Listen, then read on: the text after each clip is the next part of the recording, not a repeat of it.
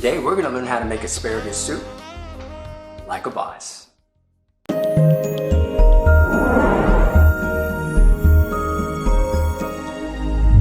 So here is our ingredient list. We will need 4 Yukon potatoes that will be peeled and roughly diced. And that doesn't mean you're going to slap around the potatoes. It just means they need to be approximately uniform. 3 sweet onions that will be finely diced but not minced. 1 shallot that will be sliced. 2 lemons that will be juiced and will need to zest as well. 5 cloves of garlic, or maybe 9. 4 bunches of asparagus, and some lump crab, and 8 cups of chicken stock. We'll also need 2 or 3 tablespoons of butter, some kosher salt, and both white and black pepper.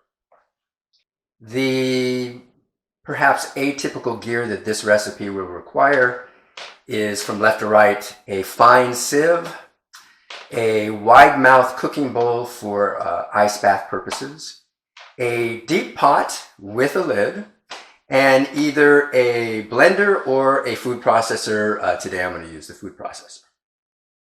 Okay, first we're going to smash and roughly dice our garlic. Just a couple passes with our knife to release more of the flavor when we cook. It's going to go through the food processor anyway, so it doesn't need to be minced. Go ahead and reserve it for later. Then we're going to peel and de-eye all 4 of our potatoes. Then we're going to give them a rough dice just to make the pieces as close to uniform as possible, as I mentioned before. Once we've done that, we're going to dice the onion and reserve it. And while we're at it with our knife, we might as well slice the shallot. We're going to later fry it, so we want to separate the circles. Now let's go to the asparagus. Take a couple stalks, and with one hand at the end of the root end, another hand about 2/3 up the stalk, give it a break. That'll give us an idea where the fibrous root end starts. Use those as a guide and cut those unusable ends off the rest of the stalks. Discard the fibrous ends.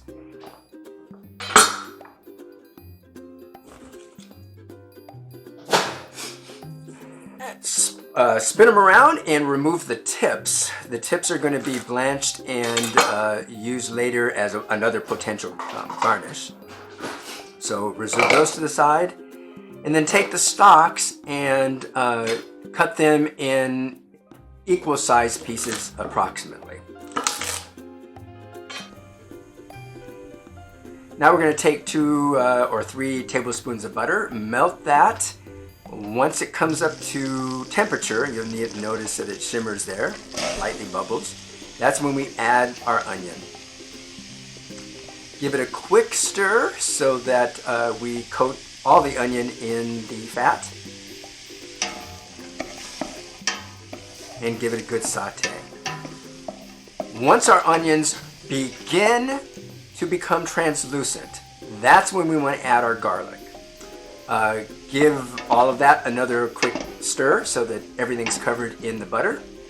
Cover it and let it get translucent. Once the onions get translucent, so they look something like this, that's when we add our potatoes and all of our chicken stock.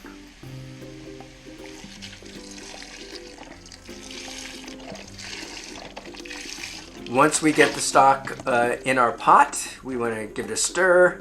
Crank the heat up to bring the mixture up to a boil.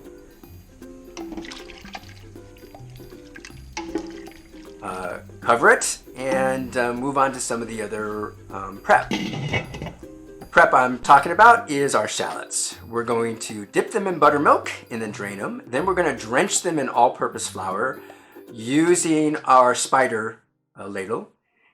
Carefully drop them in vegetable oil and give them a good fry. Reserve on the side as another potential garnish. Every so often, we're going to stir the potatoes and then recover them.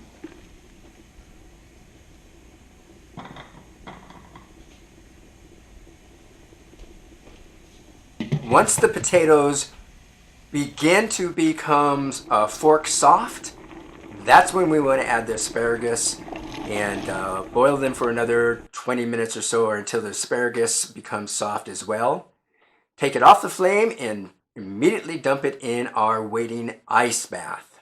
This is an extremely important step. We do not want to skip this as it becomes unsafe to blend hot mixture. The good news is we only skip that particular step once in our lives.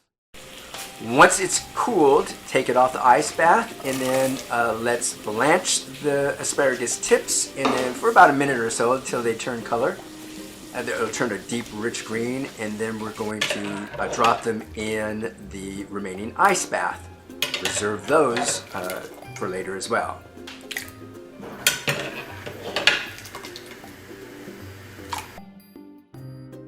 Now we're going to take the cooled mixture, fill our blender or our food processor about 2/3 of the way up, and give it a thorough blend. We want to make sure we get rid of any large pieces.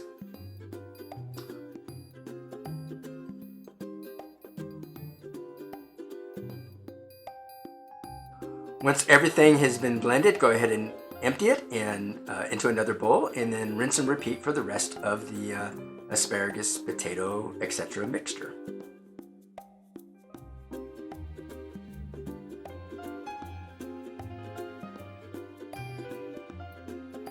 Once it's completely blended, then we're going to make it finer even more by putting it through the fine sieve with a ladle. Put in a couple of spoons, and then use the bottom of the ladle to force it through the liquid through the fine sieve. After a couple of goes, you're going to notice this really thick, fibrous remaining gunk. Go ahead and just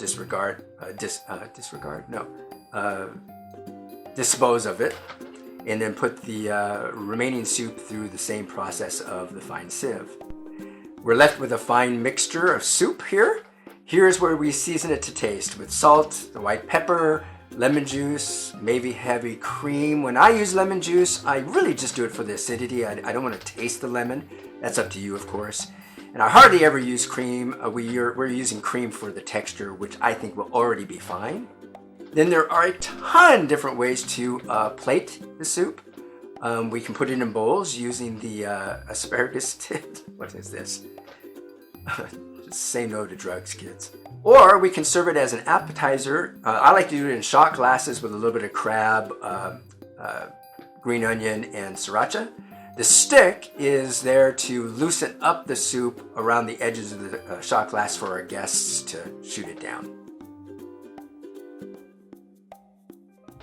So there you have it. The foundation of potato, onion, garlic, and stock is a base for several different kinds of both hot and cold soups. Please experiment with serving it cold, either as an appetizer or in a bowl. And let me know what you think. Let me know how it comes out in the comments down below. As always, it's a privilege for me to be able to share my passion with you. Thank you for letting me do that. If you saw value, shoot me a quick like, and thanks for watching.